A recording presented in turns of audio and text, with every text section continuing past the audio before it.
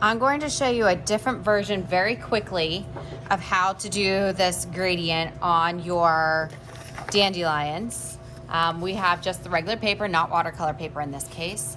I have pulled out very clean scratch paper for you, which is over beside the rubber cement on the clay table. You don't want to use dirty scratch paper because if there is paint on the scratch paper and you're doing a watercolor wash, whatever paint is on the paper could bleed through the back of your paper.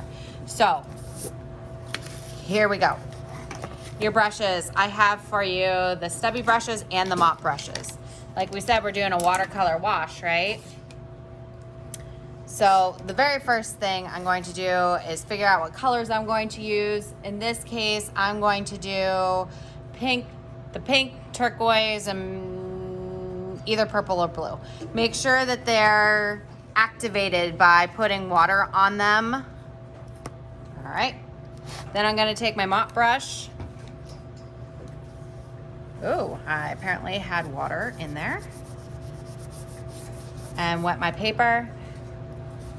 Wet my paper. Like, I mean, wet it down. Then I'm going to take my stubby brush. And probably with my lightest color,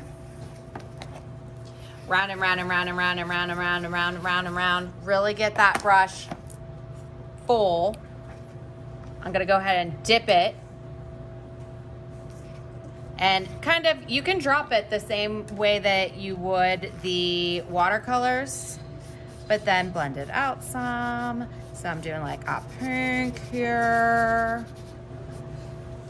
I can do a little dropping of the color throughout like this. I could literally paint my whole thing like this if I wanted to.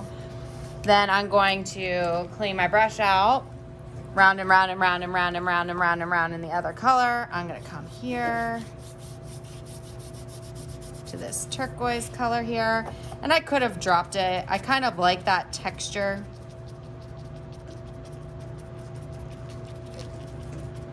This is called stippling when you are painting with dots. And in this case, we kind of are painting with dots. I think I'm gonna use some of this darker blue up here.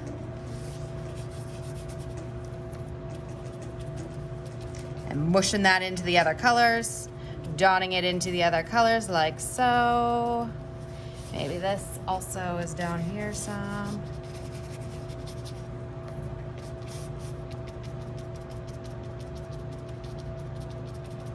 So I want to make sure that my colors are overlapping.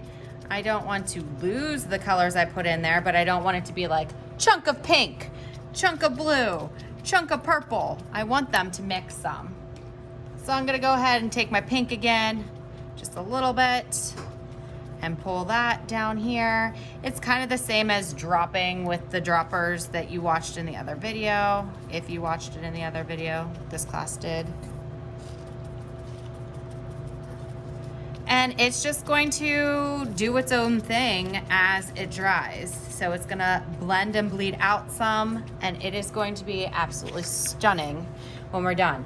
So you're gonna take your brushes then, they go in the water container, water containers go in the sink, paint palettes go on counter 1, and these you are going to, since it's about the same size as your paper, make sure that it has almost like paper handles.